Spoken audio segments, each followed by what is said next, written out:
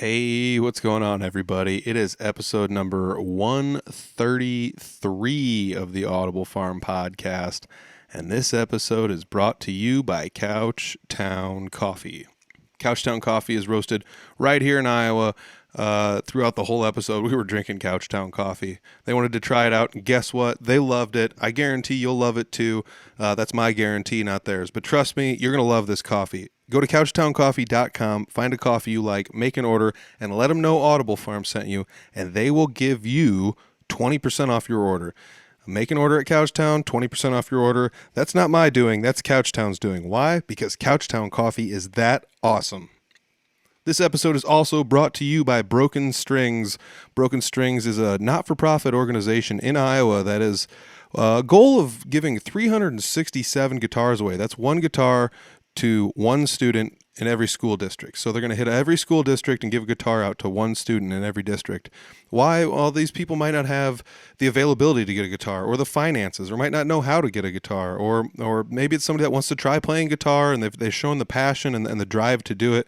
So if you believe in this as much as I do and everyone else around the area, and believe me, it's blowing up in the state. They're getting shares from everywhere across the state, not just on social media, but on TV platforms and more. So check it out.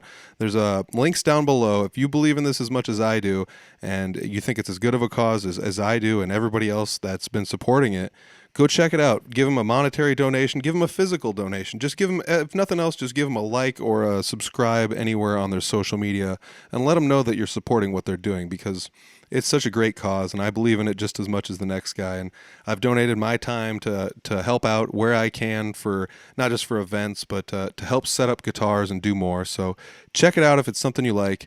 Broken Strings, it's for a good cause, and it's such a great cause that it's for. So check it out. This episode, I'm sitting down with Vinny and the Night Prowlers. Vinny and the Night Prowlers. I went to school with Vince. You guys might recognize him from a couple other podcasts. Vince Benyshek. And, we started playing guitar together a little bit here and there. We'd go to jam nights. We'd fart around here and there. And then before you know it, Vince is really good. And Vince can sing, and he can play, and he can even do leads. And he's learning tons and tons of songs. And then he found a band, and somehow he ends up surrounding himself with some of the coolest people I've met. Bob and Travis both have really, really great stories. I guess I should go last names on this. Is Bob Miller and Travis Allen. They've got great stories. Travis is actually blind, but he plays the bass, and Bob has ties to all sorts of crazy stuff. We talk about a couple of stories in here. He's worked with Dolly Parton, Johnny Cash. He's worked at Bonnaroo. I mean, you name it. This episode is a little bit of a, I don't want to say it's a mess, but we had all four of us mic'd up and just kind of going all at the same time. So hopefully you guys are into this. It gets a little rowdy here and there, but that's just a testament to how well these three guys mesh. They're such a fun group of guys, such an eclectic group of guys doing what they're doing out there playing music, and they all love it. They love going out there and doing what they do, and I love watching them play. I got to see one of their first shows ever. I would call it their first full show ever.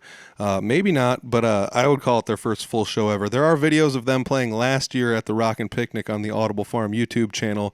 If you guys are looking to see what they sound like, and maybe if you want to hire them for a gig.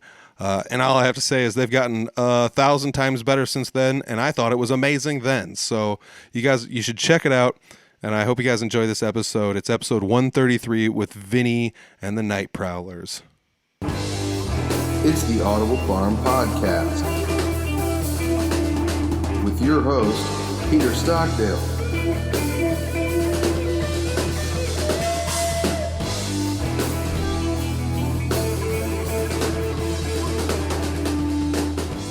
So today I'm sitting down with Vinny and the Night Prowlers. On one side of the camera here we got Travis Allen. There you go, there's Travis. And then we also have Bob Miller. And then Vinny and I are sitting on the couch. I don't know if our video will end up making it on there, but we'll give it a whirl here. I've only done like one interview with everybody in the same room together. So we'll see how this goes.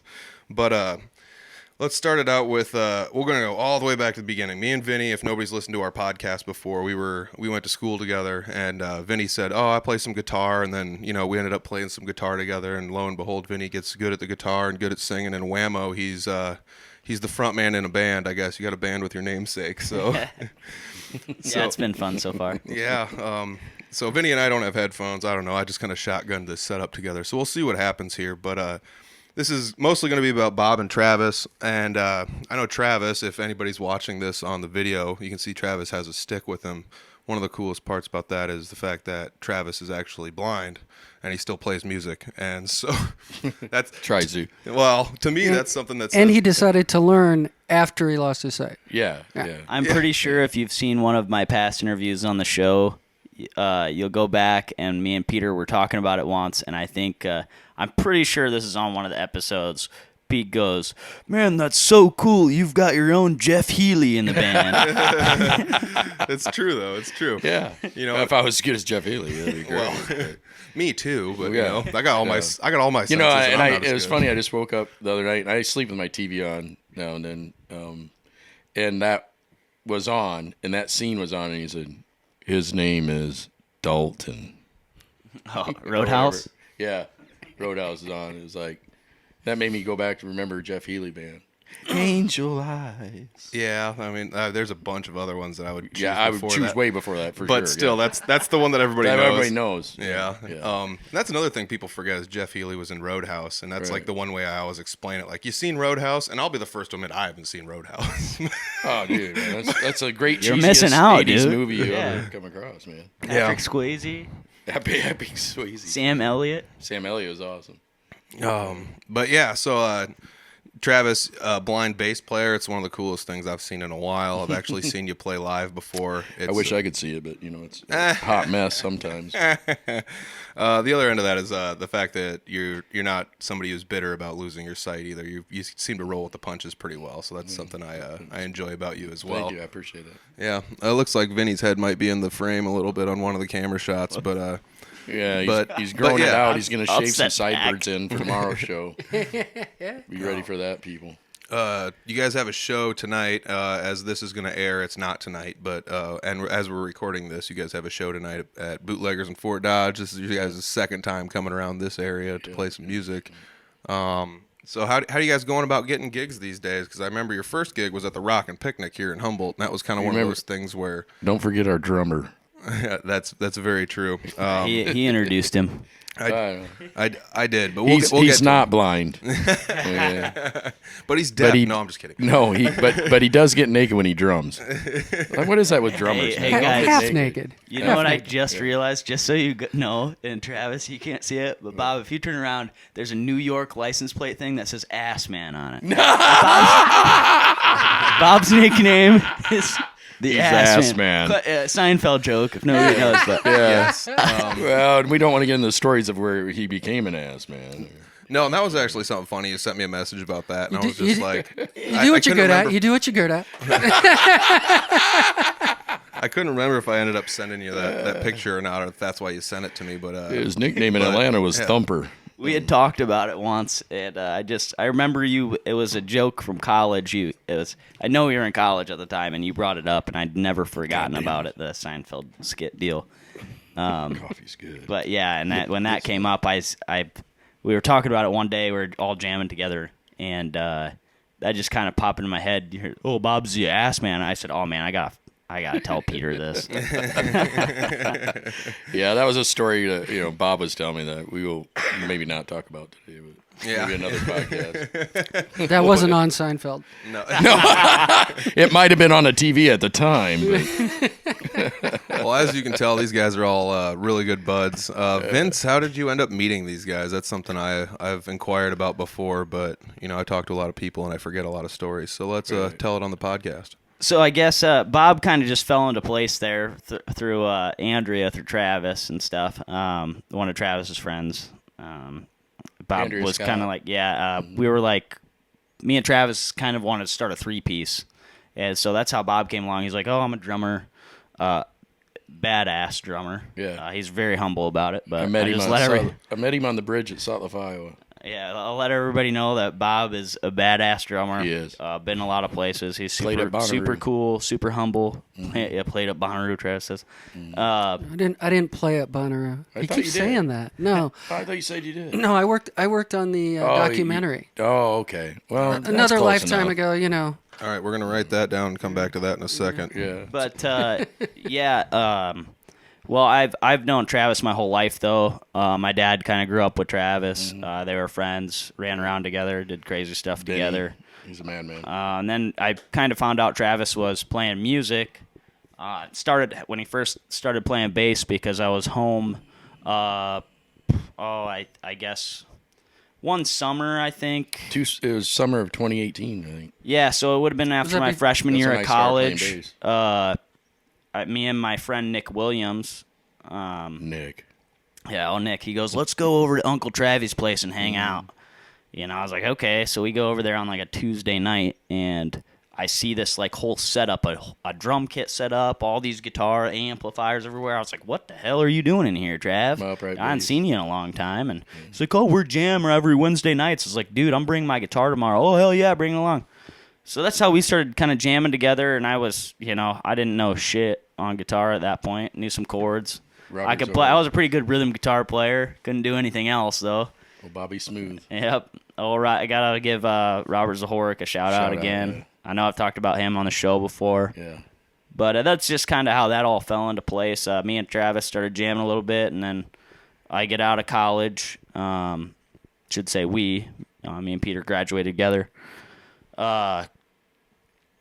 Go home, and I'm jamming with these guys a little bit. I was bouncing back and forth from Northwest Iowa, whatnot, and this last summer we were finally like, man, let's just start something, and Bob just kind of fell into place, and I'm like, well, perfect. We've got our, a drummer who's willing to show up, and he's got the freedom to do this kind of thing. So we just kind of started jamming. Yeah.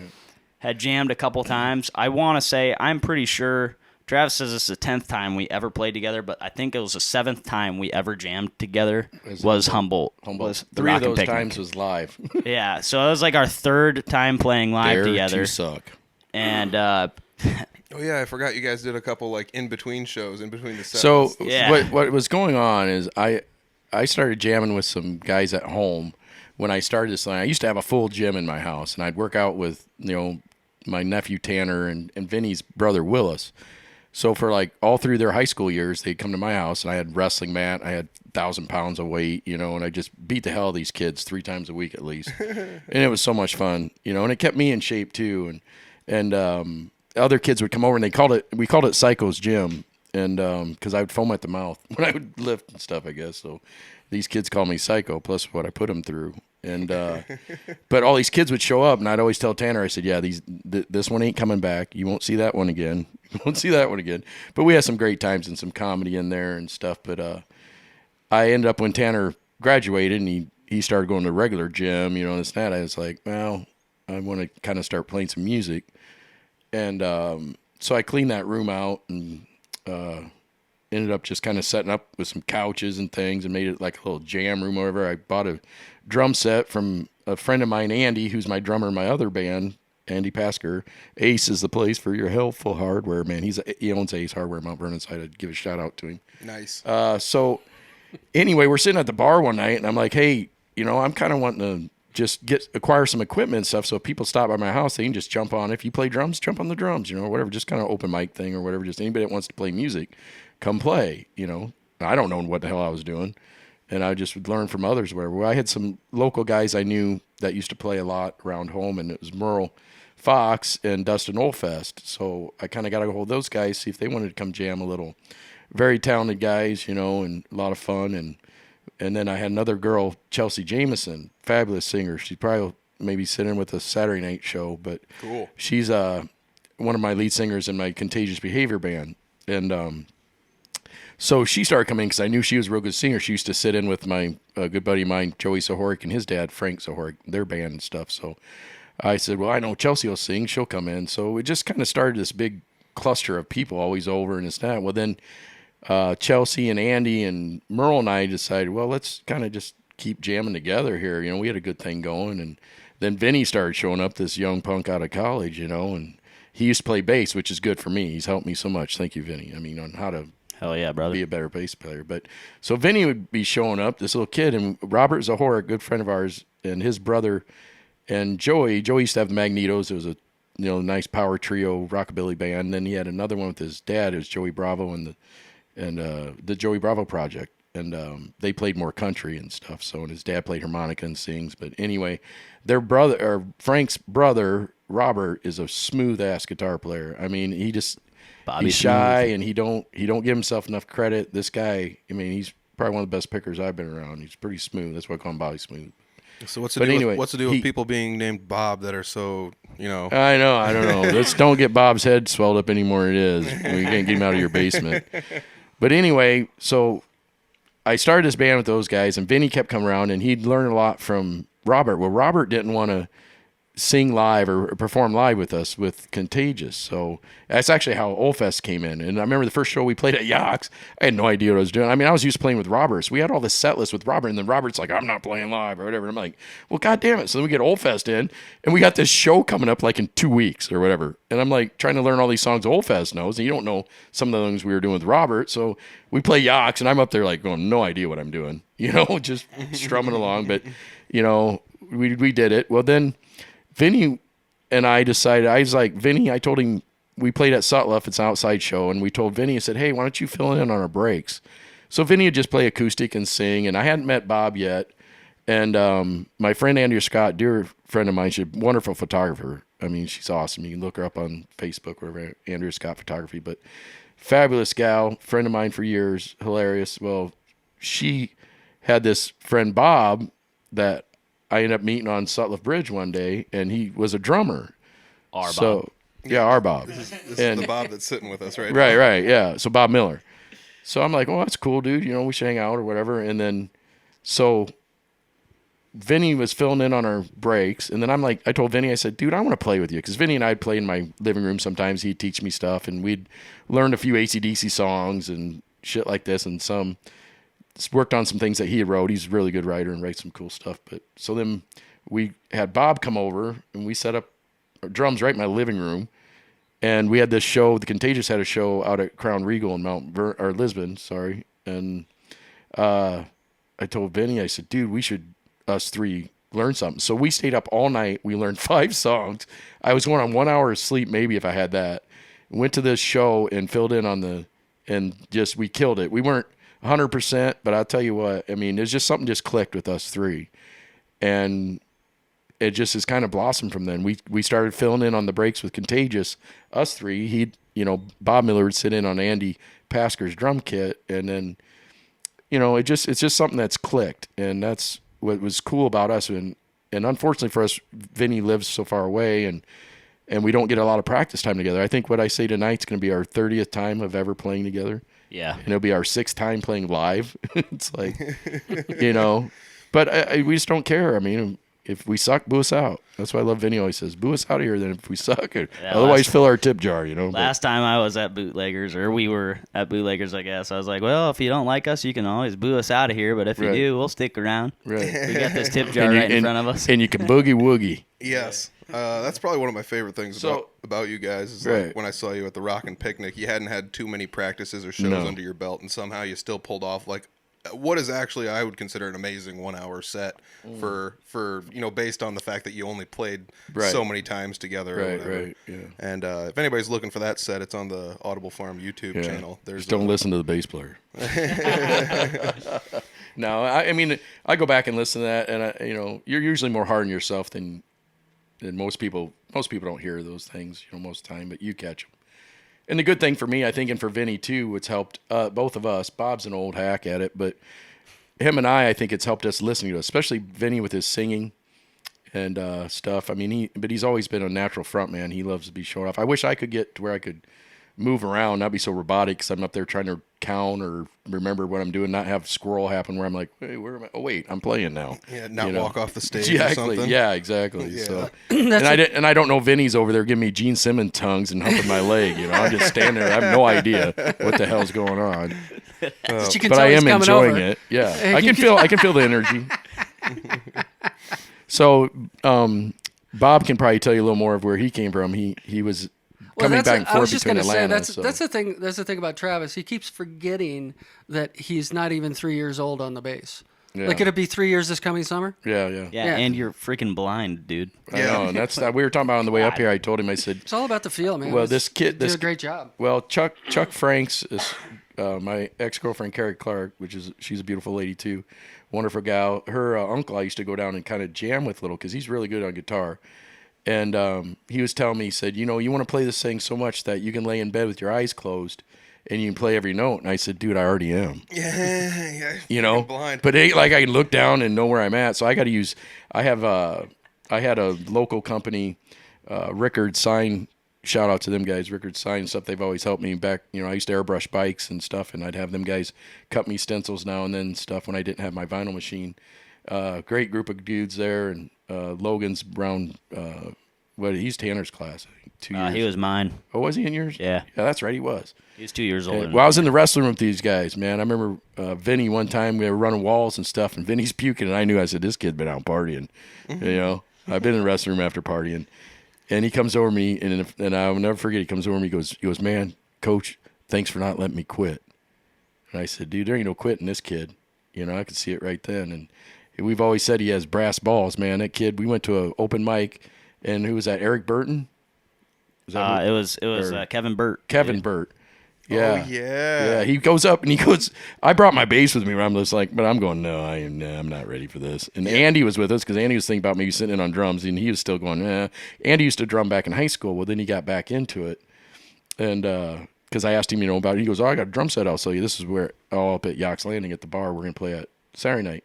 So I go over and I buy this drum set, and I'm like, he wanted $300. I said, well, does it include cymbals? And he goes, yeah. And it had, I think, 3 cymbals with it, and then the hi-hat. And I said, well, shit, the cymbals are worth $300, Yep. So I bought it. It's old, was it Sindlinger, Bob? Is that what I'm right? Is that a brand? I think so.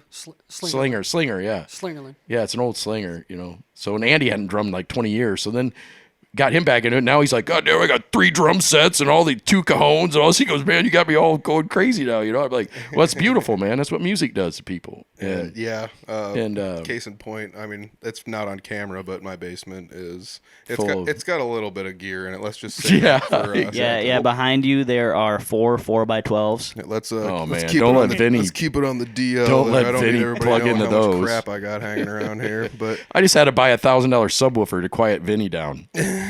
Seriously, it worked. It was awesome. Filled it out. But so anyway, that's just a little bit of my background, kind of with Vinny and stuff. And Bob's, pretty novel to this thing for us. I mean, not as a player, but instrumentally, the guy is he's phenomenal. He really is. Well, let me ask you this, Bob. How did you get your start playing music, since Travis hasn't really been playing too long? Vinny's told me some stories about you, but let's tell a few on the podcast. You graduated from Cowpie High, by the way. Oh, yeah. Went to Prairie, K through 12. One of the first people that made it all the way through. Made it all the way through. I made it all the way through. But nobody else there makes it through school? Or was he it just a new school? have to go to wrestling practice with Barry One of the Davis. first people that made it from kindergarten all the way through, as far as like the first time you could have done it in the time period when they started doing. Glad we clarified that. Otherwise, it was going to sound like I'm the only person from my town to graduate. No. No. Again, he was at Cowpie High. So. Right, yeah. So, drums for me started because my family was super musical. And at 2 years old, my parents bought me my first toy drum set because my mom was sick of having pots and pans out all the time. Yeah. And everybody in the family played and sang. So when I was a teenager, my dad was the smartest in terms of load in and load out. He played harp. So he'd take me to a jam. It's an easy load in. And he'd, bring his harp, and then I'd sit in on the drum set, and I think I was like 11 or 12 when he first started doing that. And then played all the way through school, played in bands. And then as soon as I got out of school, I started playing regionally. And it took until I was about, 26, I guess, 26, 27, until I moved to Nashville. And then got a really good look at the music business there, and switched from... I was also an audio engineer, and so I switched from music to TV and film there, and then moved to Atlanta when it blew up there. And well, let me ask you this: what intrigued you to move to Nashville? Mainly just coming from Iowa, it wasn't New York or LA. Yeah, pretty much. Yeah. So, because I actually had there. friends older than me that went to LA and told me some stories. Mm-hmm. Yeah. And this was back in the 80s. late 80s. Yeah. Well, L.A. would have been fun then. Right? Well, But I would have been dead. fun. It'll last So- like a month. Yeah. And so, Nashville seemed a little more doable for me. Yeah. And when I got there, it was cool. The music thing was great. Everybody was better than me. It's like everybody that shows up in Nashville as a Yeah, player. it's pretty like, intimidating. It's sure. like, holy shit. You really have to be really great. Because that's the thing about Nashville. You'll never see a shitty band play out live in Nashville because you don't get a shot unless you're good. Yeah. And it really is like, you got to give them a tape. Well, these days you got to, give them a link to to a video or something. And it's just, it's amazing there. Yeah, I've heard stories about there where, like, if you want to get a shot in Nashville somewhere nobody's ever heard of you, sometimes they'll put you at a bar at like 8 a.m. And it's like, well, who's going to be at the bar at 8 a.m.? Well, like nobody, but you really got to impress the bartender for him to ask you to come back. So they, Come to the bathroom, honey. I'll impress you. Oh, jeez. That's Travis. Well, it's part of how I went blind. I'm just saying. I'll tell you that story. We'll get to that story later. Damn, Chuck. So you end up going from Nashville. You just do some audio engineering, you said, and then it ended up going some like TV and movie type stuff. Yeah, that was also a total accident. A friend of mine was an art director, and I had done some set construction on and off for him, just on the side in between music. And he said, "Hey, I need an art assistant. Come on out." We were out on a set where it was live puppeteers talking while they're puppeteering, and there's these guys with headphones recording the puppeteers, doing sync audio. Back then they were shooting 16 millimeters, so it was sync audio on an open reel analog deck named a Nagra. Nice. Yeah, and it's time code, so that that they could marry it back to the film. And back then, I think mid 90s, they probably would have been shooting beta or digibeta at that point. At that point, that would have been for the edit because they were shooting film. So they transferred the video for edit. Long story longer, it's like you actually have to have a professional audio person there. So I talked to these guys. We kind of hit it off. The guy that's there, his dad is actually just kind of there hanging with him. His name is Michael Figlio Jr. Senior is there with him, just hanging out. And he by the end of the day, he was like, "Hey, what are you doing next week? I got a couple music videos I need covered because I'm going to be out of the country working. And I have extra gear, so I can just send you with the gear." And so my first music video was Chet Atkins with Susie Boggess. They had just done a duet album together, and they were filming for One More for the Road. That's awesome. Yeah, it was downtown Nashville at the Hermitage Hotel. Super cool. So you didn't even go to school for this at all. You just kind of got thrown to the wolves. Oh no, see, by that time I knew about time code and all that from music audio. So really it's just a matter of learning how does this particular piece of gear work. Yeah. All right. Yeah, it really wasn't that bad. The biggest deal was figuring out how to deal with a director of photography from LA. Yeah, I could see that too. That was the biggest deal. He basically said, "Okay, this guy's going to probably lean into you a little bit. Don't roll over, but don't be an asshole." Well, And so that's what happened. The guy was like, "Hey, man, can you move the speakers?" I was like, "Well, are they in the shot? Are they in your way? Are they too loud for you?" And he's like, "No." I was like, "Okay, cool." and the guy was cool with me the rest of the day. It was like he just wanted to see what I was doing and if I had any experience, I think. Yeah. It was just, and the guy that sent me on my first gig was like, "Okay, this guy's going to be this way. Just be that way." well, Peter, Yes. the thing is, you want to shake Bob's hands because Bob's hands have been between Dolly Parton's breasts. Is that Speaking of a fabulous lady, which I've always thought really high of her, but he said she's pretty top notch. Yeah, she's amazing. Yeah. She's I love Dolly Parton. Yeah, I did a Grew couple. up imitating her fake. I got pictures of me with balloons in, wig on. Come down the stairs to Butterfly, whatever was that. Nothing like a butterfly. I can't remember that song. I've actually heard that about Dolly Parton. She's like nothing more than like a super nice person Well, in real life. I worked on a couple Dollywood commercials where she was doing the present to the camera thing. Yep. Never used a teleprompter, Yeah. cue Unlike cards, Biden. nothing. And she always knew her lines because she was basically the one that had written everything and just knew her shit and was there. So the first time you mic her up, hide a mic on her, you walk up to her and say, "Hey, Dolly, nice to meet you." And she says, "Well, just get on in there between the girls. I know that's where you want to put it. Just get the mic right there. Just put it right there in the air. It'll be perfect. Yeah. I promise not to. I promise not to blow on it." That's just like, hilarious. Yeah, no. She was like, she had done it, hundreds if not thousands of times by then. Right. Yeah. Because she does that kind of work all the time. Well, remember, didn't you tell me you had to use a heavier mic thing to hook to her bra No. than normal or No, something like no, that? no. Just actually a regular tie clip works great right on the edge of the bra. Oh, okay. Puts it right out there in couldn't the air remember. between. Yeah.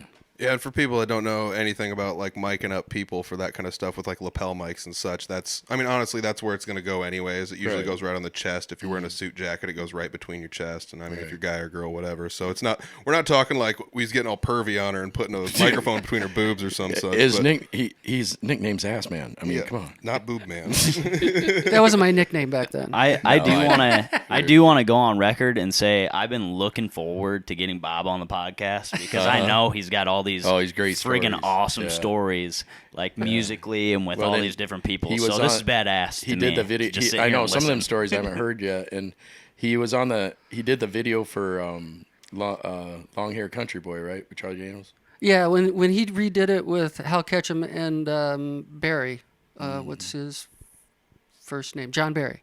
So it's John Barry and Hal Ketchum, and it was so fun because it was out at Charlie's place at the farm, and he had built this great studio in the barn, like a real studio. Nice. And that's where we shot it because that's where they recorded the track. They had redone Long Hair Country Boy with like one or two changes. I think the one funny change was there's a line that says, "But I will take another toke," in the last verse, and Hal Ketchum got to deliver the new line every time, and he said, "But I will tell another joke," and then he winks every time. It's just like classic Hal Ketchum. Right. That's Yeah. awesome. So how'd you end up going from Nashville down to Atlanta?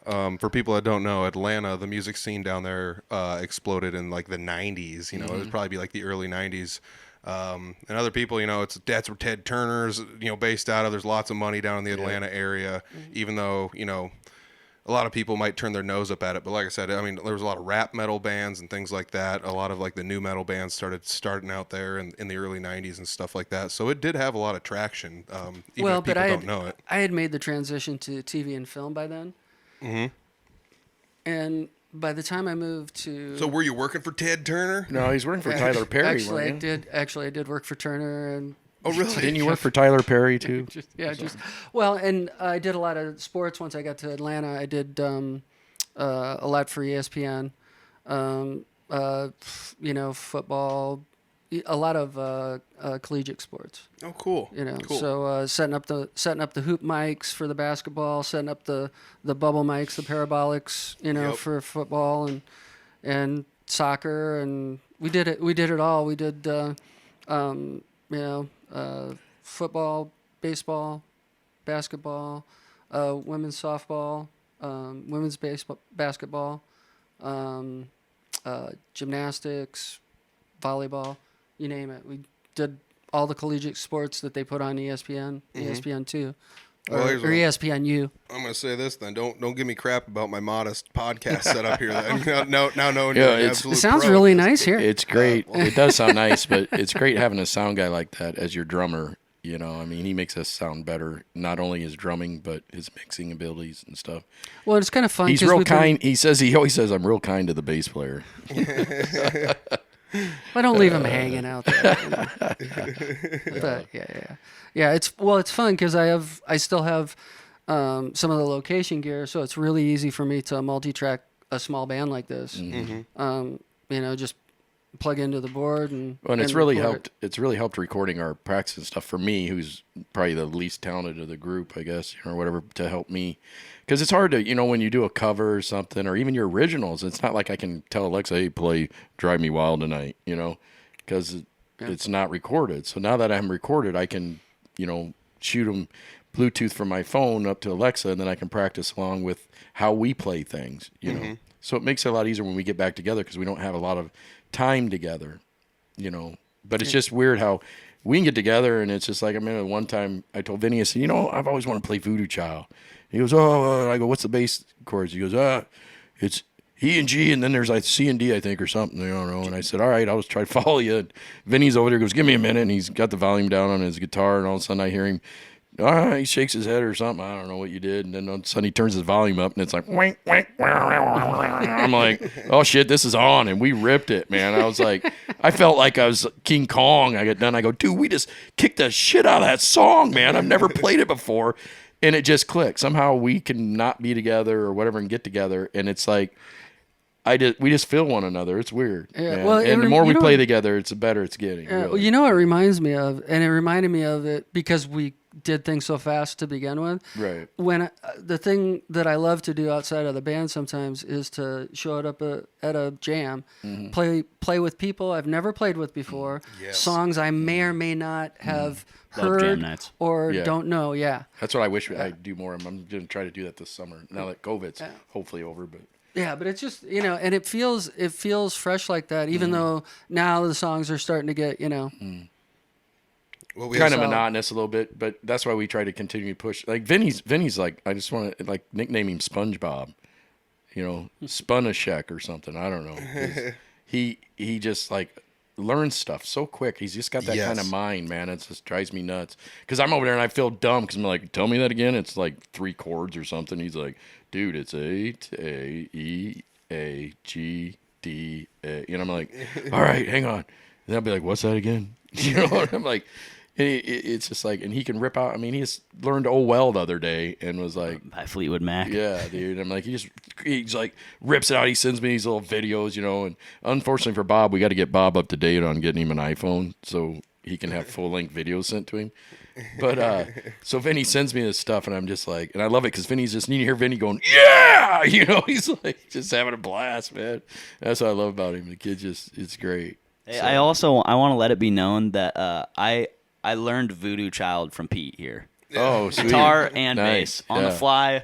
Where was it we jammed that one time? the Red Lantern and Bode, I think. Yeah, is that the name Bode. of it? Yeah. Yeah. We The like, first time I ever went to a jam ever. yeah, Nice. I drove 20 miles south, picked up Vinny, and then drove 30 miles north, and we went to a jam night. And then That's dedication. it's awesome because Scott Dahl was there, and he's like, Scott Dahl's he- cool. and he's as like, hell, you dude. He's a great guy. guys, you guys going to play something? And it was just like, well, yeah, I guess if you let us. I mean, we were not trying to say we weren't good, but there was some killers in there. Like, Right, we're yeah. talking. right. I'm just gonna name a few, but like Scott was there. Bruce Borchers was there. Ron Lee King was there. I mean, Yep. you want to talk about some killers in the area? Those guys. Well, are you guys have a stellar. great musical scene over in this side of the state for sure. I It's- mean, it seems like you have more jam nights than I noticed over on my side of the state. Yeah. Well, what's cool about it too is like every once in a while I'll post a guitar video on Facebook or something, and I'll get somebody like Ron Lee King to like it, and I'm like, I think I'm getting good now when Ron Lee King likes my stuff. Must be doing something, Something right. right. Yeah. Because Holy that dude's cow. awesome. Yeah, yeah. Oh man, yeah. And that was one of those things when we showed up at that jam night. It was just like, well, I'll bring a guitar and we'll see what they do, and then it was just like, Vinny, you want to play bass? And Vinny's just like, yeah, I guess so. And like, what songs are we gonna play? And it's like these ones, and it's like, what are the chords? These, and he just never messed Yeah, up. I Like, know. He's like you just said, amazing. you can just tell it to him, and then an hour later he just reproduces Right. it pretty He's- darn close, yeah. And Yeah. speaking of like reproducing songs close, let's go back to this one because I was thinking about this when you were saying you can't just tell your Alexa to play this song and then jam along with it because you guys, I mean, from what I can tell, you boogie woogie a lot of songs that might not have the boogie woogie in it. yeah. So you do cover music, but you don't cover it exactly like it's recorded, which is one of the things I dig about you. And there's nothing Right. against bands that do that, but it doesn't lend itself to you guys being able to just turn a radio on and practice Right, like a right. lot of people do, And so how does that all go about? Like, how'd you guys decide that? Was it just the merging of the styles and that's how it came out? Or Yeah. Bass, I think. Don't you think, Vinny? Bob? So I think the first one we did was What I Say. Yeah, dude, which, we ripped that one. You know, I love that's that like a OG Ray Charles song. Yep. I'm not sure if he actually wrote that song, but he was like the first to really be known Make to it play it. popular. And it's like Orbison played it too. Oh, I love me And some I kind Roy. of, Yeah, I do too. I kind of took Orbison's version Because those versions are pretty similar, except Orbison has a little more of a rock beat to it. He bar chords it a lot. So what I did with that song is I took it and I just kind of made it a rock and roll song. Mm-hmm. I just made it a night of a party song, really. Yeah, and we skipped it at last Bootleggers last time, so it's our great. best song. Yeah, we skipped it totally, so they'll get it tonight. Yeah, so I mean, Hey, that can I have was some more of that too. That coffee. yeah. Dude, I'll tell you what. We should take a 5-second commercial break here. Cabin Couch Coffee, or what the hell is it? Couch Town. Couch Town. Well, I'll tell you what. If Couch Town I coffee. feel like I'd like to be in a cabin right now drinking some of this couch coffee. Because I'll tell you what. And I don't usually drink it black, but I'll tell you this is good stuff. I'm throwing it out there again. It's hot. It's came out of a That's can, fine. so. I like Vinny's hot not things. drinking any because he doesn't drink caffeine. No, I'm just kidding. Whatever. That kid, he's he's just jacked Captain up naturally. Caffeine. That's what I'm saying. Yeah. You ever seen him on stage? That first night we played together, all of us, he did a David Lee Roth off the stage, man. Bob's going to me, he goes, Vinny just jumped off stage and now he's on a picnic table. I'm like, where'd he go? I don't know. That was Andy because I sat in with your guys' Andy. band. That's right. It and was Andy. I was singing Yeah. Can't You See? Can't You See? That's right. And so Yeah. Merle You and starts Chelsea. soloing, Yeah. and I'm just headbanging Dude. because I was like, I don't care. At There's this point, video I'm of it. getting drunk. And I just so we're on this a crappy video we're on this of it. flatbed trailer, okay, as a stage, and I just best I can leap off of it, do the splits midair like David Lee Roth with this, my With his fists Converse between my tennis legs, shoes on or whatever. and which I ended up doing all right. And, stuck the landing at I least. nailed it, yeah, and I ran all the way through a bunch of people, and I got up onto this picnic table out there, and I just started screaming, hell yeah, or something. Yeah. I ran back. Dude, the kid was awesome. I said, what would it be to be 26 again or whatever? You were 25 then, I think, or 24. I can't remember. Something. Well, you're- 25. You're still a young buck. I'll tell you Oh, what. jeez, isn't he? I said it should be Vinny and the Geritals or something. Oh man, yeah. I mean, that's something that else. When I see younger people that play guitar like Vinny did, he said a little earlier, he just played a lot of rhythm guitar and maybe kind of sang. He just did it as a hobby in his house. But it was one of those things where it's like, dude, you're better than I was at your age. And when I was your age, I thought I was the shit, Right, and then it was just eventually I realized I wasn't, and I pretty much just quit playing guitar for 10 years, Well, I know you're pretty badass, dude. I I got watched your live feed the other night, and I was like, Three Finger Betty was ripping it, dude. That was badass. Thanks, and man. by the way, you got any shirts here? I don't. They're all. God they're damn all, it! Vinny said he I probably told you. done. Yeah. Yeah. Well, he told me to grab one, and I forgot at the show. And Dude, then, you guys all forget about the blind guy. Everybody does. Oh, we should have probably picked Travis up, Just Took get him him any along. shirt and tell him that's one. just get another Audible Farm Bob. shirt. Don't you have an old Kiss shirt or something? It's what I want. You I want a wife beater that has Gene Simmons doing the tongue thing on the front, blood running down his face, dude. Be badass. Merle Fox, my guitarist in my other band, he has this killer wife beater, and it's got the cover of Jaws. When the girl's swimming across top and Jaws is coming up, and my sister told me about it because she was commenting, on this killer wife beater he had on one night at my house. My sister was back from Montana, and she goes, "Dude, that's a badass wife beater." I'm like, "What do you mean? It's just probably a white wife beater." And she goes, "No, it's got the Jaws picture on the front of it." I'm like, "Sweet, Merle, that's badass." Classic 70s. It is, and that's what we were classic kind of 60s, 70s. I mean, To let it be known, Pete already knew about my levels of energy from sitting in class with me I'm so many sure, times, yeah. and me being probably well, you got to have a asshole level of to Don. energy to get on top of a bull or a horse or whatever. Oh yeah, Yeah. Vinny, for people that don't know, Different Vinny rode breed. bulls before he went to school. But you and I kind of just, and it's not like we ran the class, but you and I had a lot of classes in the accounting program together. We kind of Right. just sat in the back. Well, you're both and, pretty and intelligent, led the yeah. class like mushers in a dog pack, And it was just one of those deals where we just let everyone else do what they were doing, and if need be, we would just be like, "This is the answer" or whatever. Well, Yeah. you know what's funny is I hate to name names, but he won't care. So Caleb Bogue, he eventually caught on, and he was like, and I know Nick was always infatuated with us too. So Yeah. he sat back there with us, and then Caleb he catches on. He's like, these guys know what they're talking about. I'm gonna sit back here with these guys. Yeah, yeah. Usually the referees sit in the back, but this was the opposite way. We sat in the back, and we were the ones that actually. And it's not like everybody else didn't know what they were doing, because there was. I mean, we actually graduated with a lot of really smart people, and this is not a down on them, but No. you and I just kind of sat in the back, and we're just like, okay, I read the book once. Here's how you do everything, and it's not like we didn't have to study or anything, but we did have some people kind of buddy up with us to Well, you guys help are each other out through both. school. I mean, you're both pretty intelligent men. I'm serious. I guess. Vinny's, I think everybody in their own way. Or I mean, that's why I don't want to put anybody down or anything. Bingo.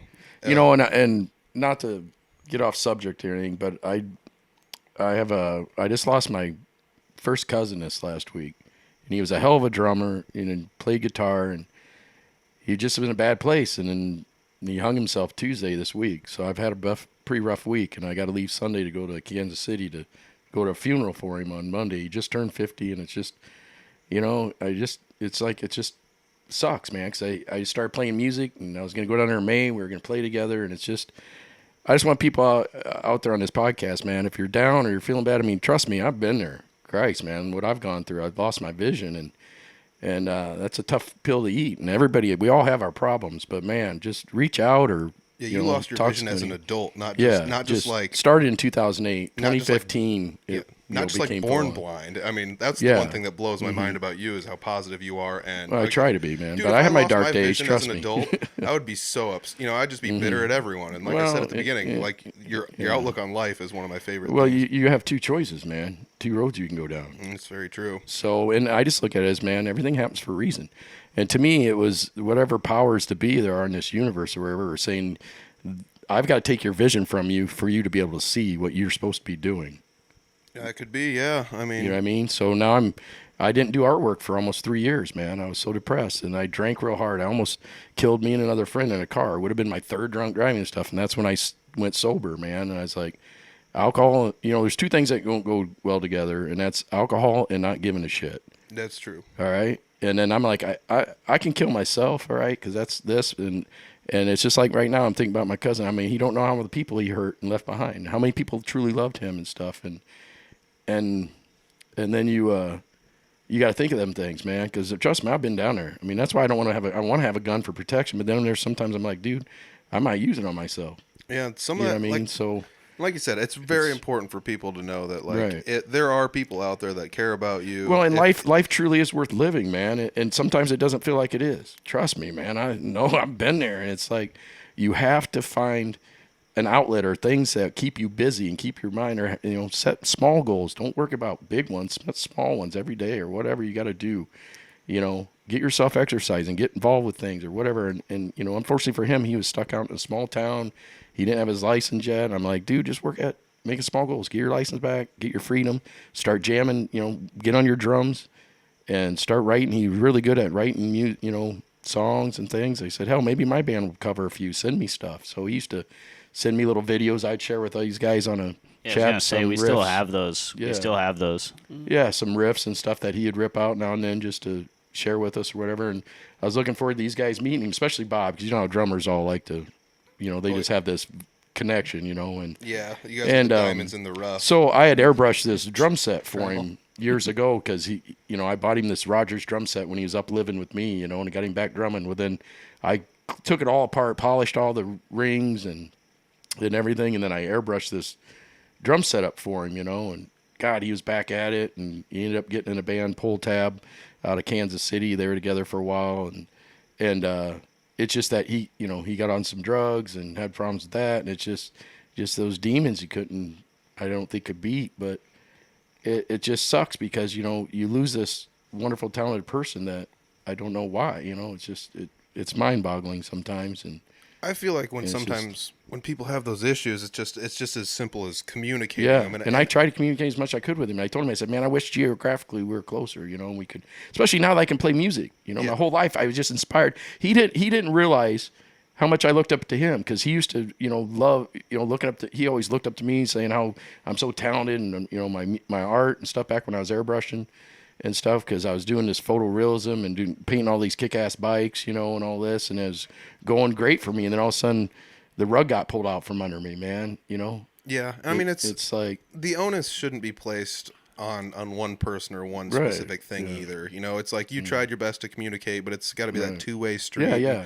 And It's trust tough, me, man. I feel like everyone's been there in some capacity. And if I don't think you've experienced life if you haven't been depressed. Yeah, You and know, down there, you know. yeah, and I mean maybe some people haven't, and those people Maybe not. are lucky. You're but, very lucky. But you know, like I said, it comes back to communicating. Like sometimes you don't feel like you want to burden your friends with this, but you have Right. to just talk about it. You know, Right, stuff you do. Like that. And- Seriously, man. Communication's key to everything. All relationships, no matter what. Friendships, business, love. Surrounding yourself with the right people, you See, and know? that's what I told him. I remember he called me a couple months ago and was wailing. I thought he was going to tell me my uncle died. You know, he was that wailing and upset. But he had been drinking and he just said, I just hate where I'm at, you know, and it's not. And I said, I understand it. I said, man, if I lived there, I'd probably hang myself too or something, you know, and didn't realize saying that, and that's what he ended up doing, you know. But it was just, I told him, I said, you have to, you know, start exercising, start finding outlets, start setting goal, you know, things that get you moving forward, you know. Don't let your surroundings consume you, man. Well, and you're the perfect example of that because but look at what you've done with yourself. Yeah, Like, but you've I turned got a- around and I have a huge support system though, man. I Yeah. got you, man. I got so many friends. I can walk. I got 2 towns that are a mile apart, man. I can walk over Mount Vernon if I want. I have people that stop by all the time. He didn't have that support system. You know what I mean? Yeah. Yep. So like I do. I mean, I get down and I might be down for 2 days, and I've learned to deal with my depression. I've learned to let it just roll with it, and then not fight it, and just let myself just get through it and then build myself up. But usually what happens, somebody like Andrea Scout stop by and she's so positive and awesome. And she'll bring me up and be like, what are you doing? Look what you're doing. And she goes, dude, you're doing this you can't see, you know? Yeah. And sometimes you have to realize what, and I was just listening to a podcast another friend sent me the other day, and that's what this guy was talking about, and about giving yourself credit, kind of, you know, saying, because I'm hard on myself on bass playing and things I always have, you know, when I wrestled or did artwork or any of this stuff, man, I was always my own worst critic, and it can be your enemy at sometimes. Sometimes it's all right to tell yourself, man, you're pretty badass, you know? Yep. You're good at this. There's a lot of people who can't. That's why I said, dare to suck. I'm not afraid to get up there and mess up, but I know that I'm going to try to make it sound good, the best I can to my ability, you know, and I'm going to have fun. Yeah. Absolutely. And have fun with life, man. And it's just like they lock us all down, do all this crap, and then, you know, I laugh about it. I said they closed gyms, one place you can go and build up your immune system and exercise, do this, and they deemed it non-essential, but they deemed liquor stores essential.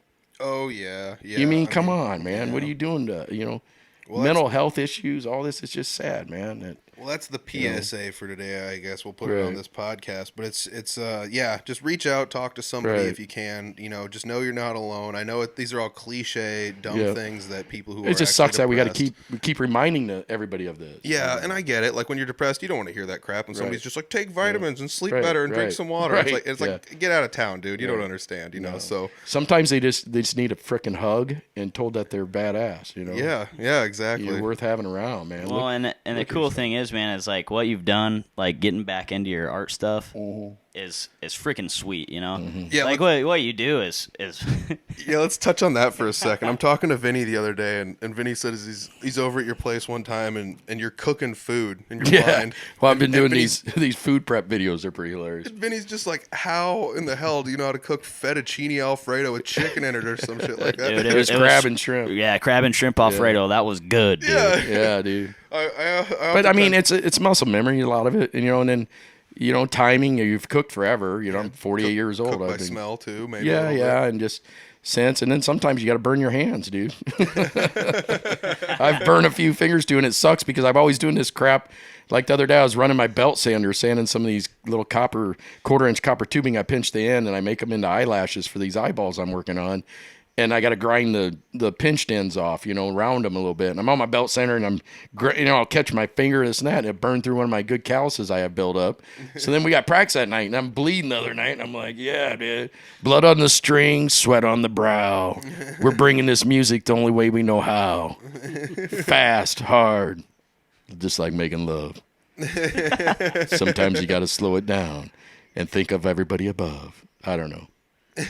Vinny and I come home from my other band's practice one night, and I had 2 drinks, you know, because I don't drink a lot anymore, so I get buzzed on that. And then Vinny we FaceTime each other, and Vinny's like, man, I got this new cool blues lick, but I'm just stuck. I can't think any music to put to it. So I was like, well, I don't know. What about Lucky Lucy's on the Loose tonight? He goes, that sounds pretty good. So I started singing this stupid crap. Raunch and roll, baby. Raunch and roll. Yeah, we're a raunch and roll band.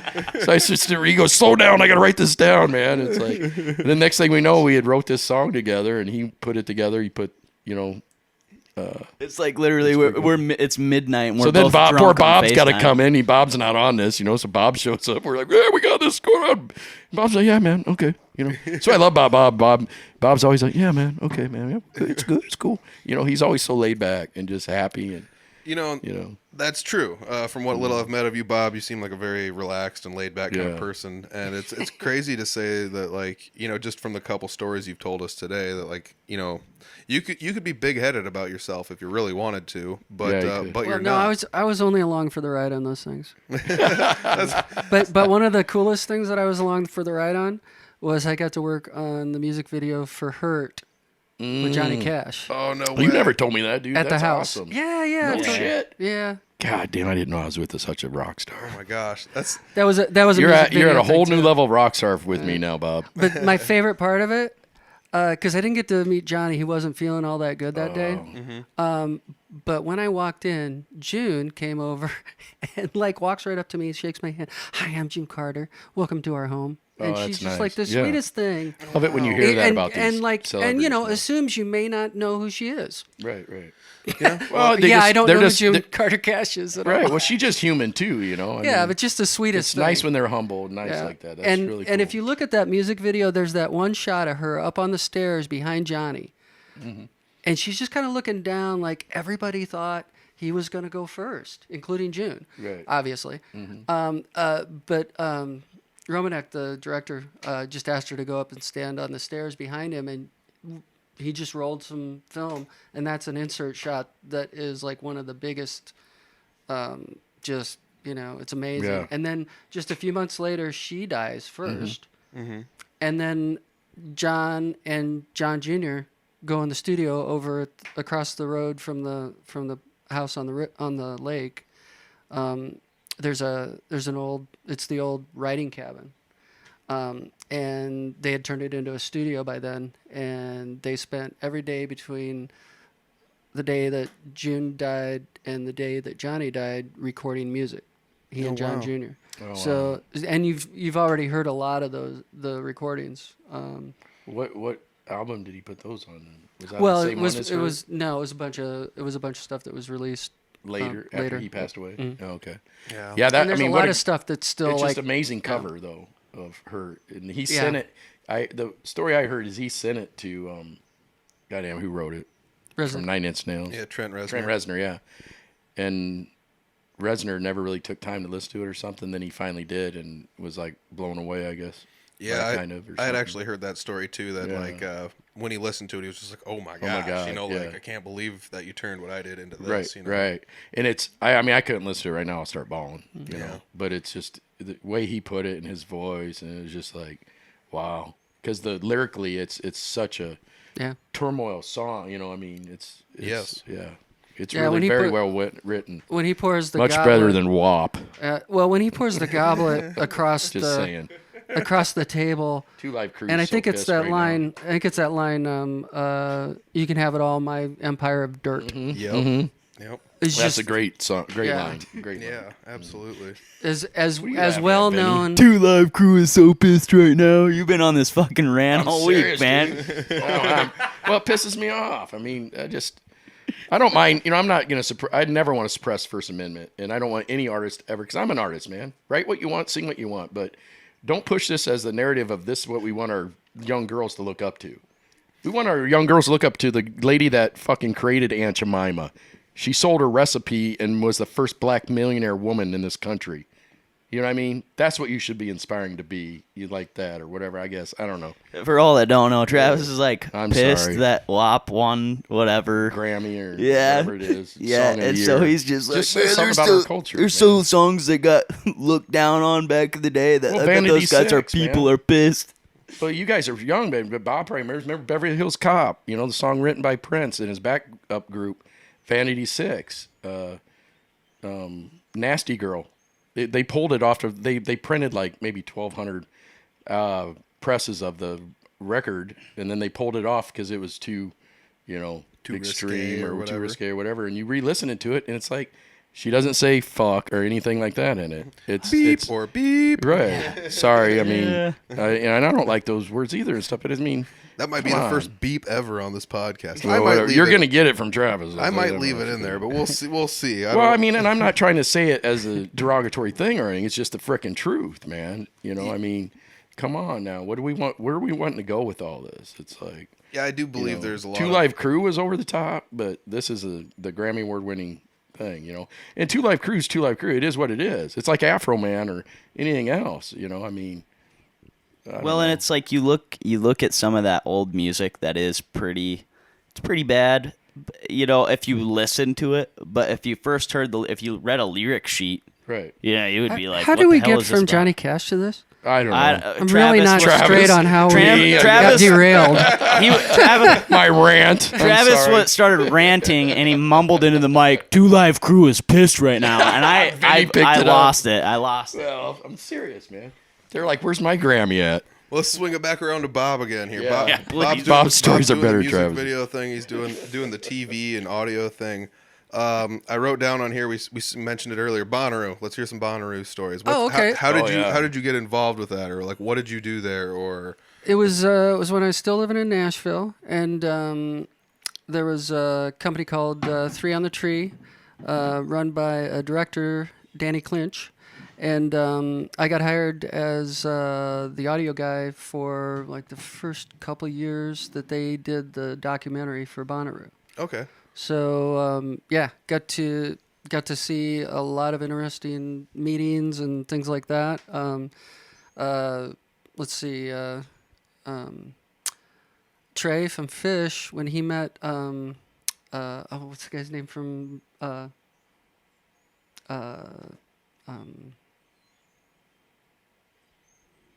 Dead air. Yeah. Golly. Drawing a blank. Anyways. Is it a band? No. Well, never mind. All right. Well, this guy from other band that was met Fish. So Trey from Fish meets a guy and something happens. Let's. What was the album's name? Was Stop Making Sense. No, I'd have to Google it. Right. Same as it ever was. Same as it ever was. Remember that? Yeah. What's the guy's name? Same as it ever was. I can see the guy's face clear as day. Yeah. Now you got me screwed up because I'm like, oh God, I know it too. Yeah. Right? All right. So let's just bypass it. I know you're gonna miss a name drop here, but let's just go past. It's all right. Anyway, they met, and Trey was like, "Hey, I'd like you to write lyrics for this opera I'm doing," and like that meeting was very cool.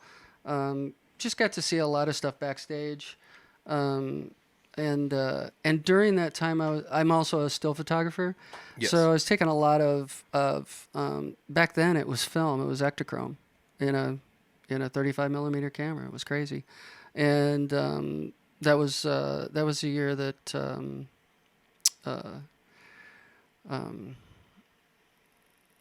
golly. I totally blank on names. Well, he's like 57 years old, so let's give him a break. I just turned 57. Happy birthday, Bob.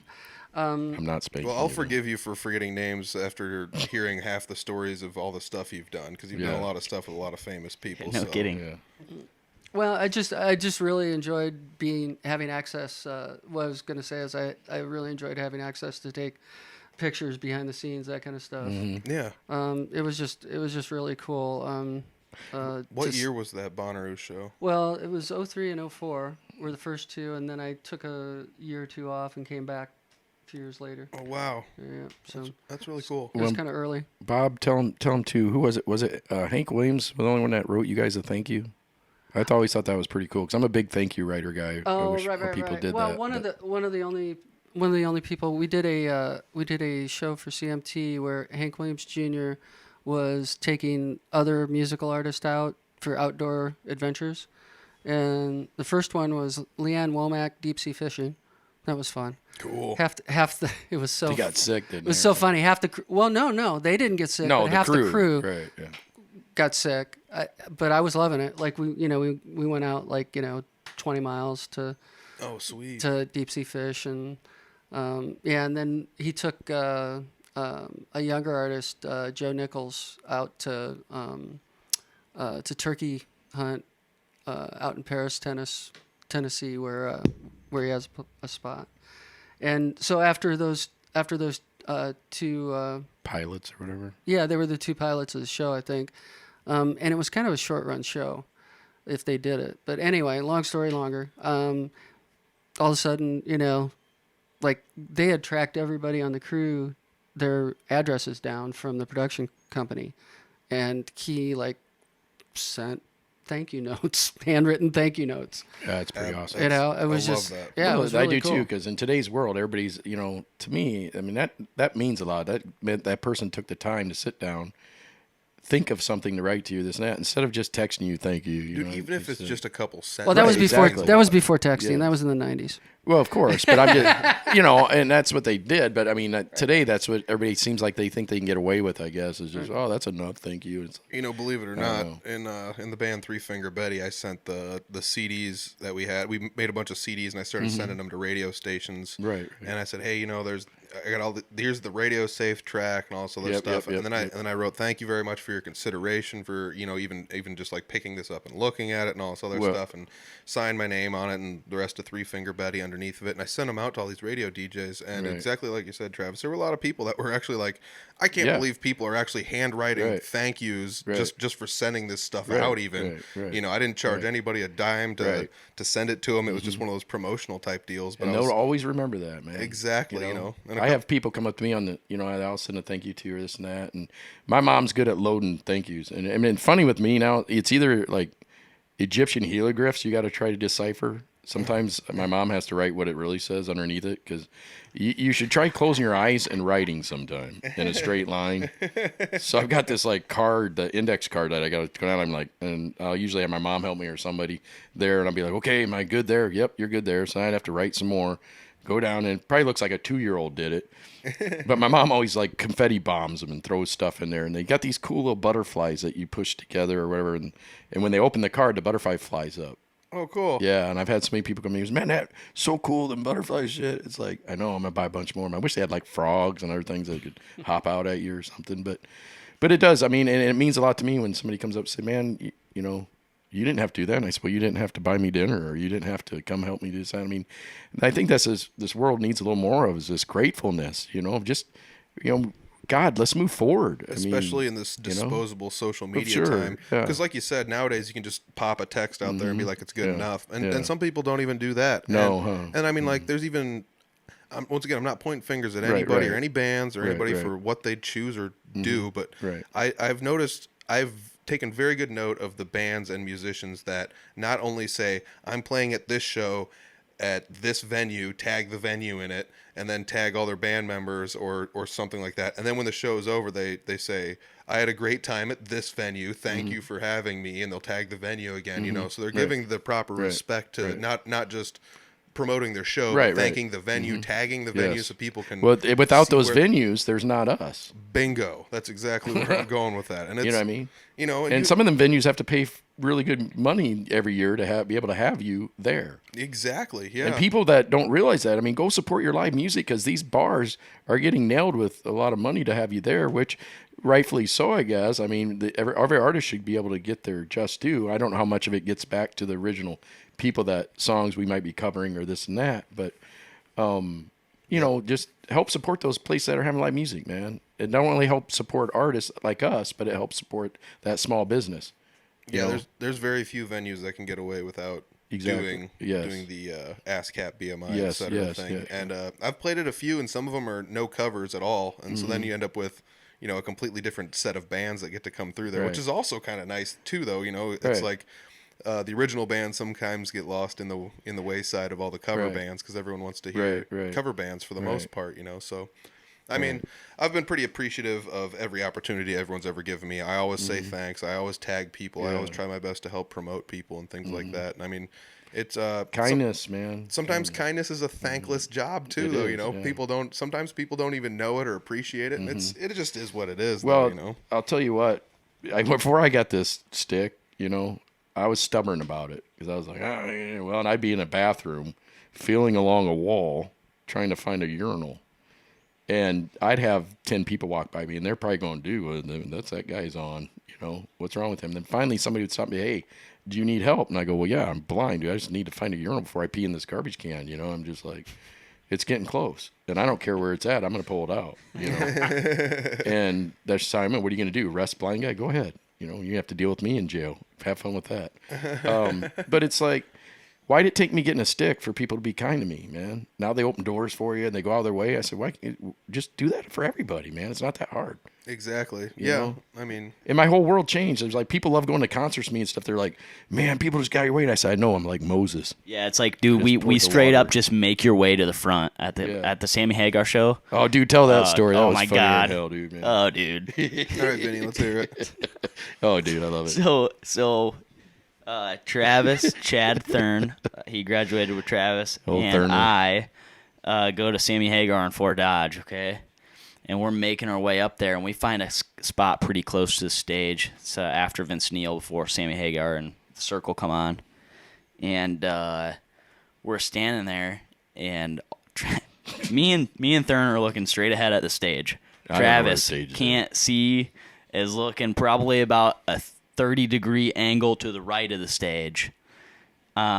And this lady steps right in front of him and starts like flailing her arms right in front of his face. All right. And I don't flinch. Yeah. And he's just standing there staring. This lady's like in his face. And so I'm sitting there and I just nudge Thurn. And I'm like, dude, you got to check this out because this is hilarious. So I'm dying laughing, watching this lady, like wondering what's going on. And we start laughing. I grab her. I say, ma'am, he is blind. And she goes, oh, thank God. And I was like, well, what did you expect? You just been flailing your arms in front of her, in front of him forever, Like, He what do hasn't you done think? nothing. And she goes, well. And she turns around. She's got her like teenage-looking daughters there. She's like, I thought it was just some guy acting to be blind so he could be a perv and stare at my daughter's tits. So I say to her, well, ma'am, if he is a perv, and if he could see, he would have. Probably be looking at her. But he can't. There's another Seinfeld reference in there. It's about the peek and a poke. Right. A poke means a peek, just Well, a peek, though. So what's weird, Peter, is Yeah, like don't be creepy. I go to meet. So it sucks because a lot of girls are only about like 5'4" or tall girls. Sometimes it's rare you see a girl at 5'7", 8, 10. Most girls are 5'5" or littler and stuff. So they're at that perfect height. When you go to put your hand out to shake, it goes booby. Oh, I have felt more boobs in the last 3 years or so, man. It's like accident. And gotten away with it. accidentally. But I have these techniques. I don't know why Ray Charles always grabbed the forearm. I'm not gonna give my secrets away, but I'll find out how you are. I will actually. Let's talk about that. I did notice when we were at the Rockin' Picnic after you guys were done playing Travis. I mean, you kind of like you do look off to the side a little bit, and I've noticed that some blind people do that. Does it help you hear better, or is there a thought process to it, or what is it? I don't know, really, actually. Because I have limited in my peripheral, so I don't know maybe if it's that I'm trying to pick up stuff over here. Oh, yeah. It's my central vision's completely gone. And that's your acute vision. That's your high functioning skill stuff, But over here, I have a few spots that I can kind of, like right now, I almost see part of my hand over here. I can tell it's moving, but I can't.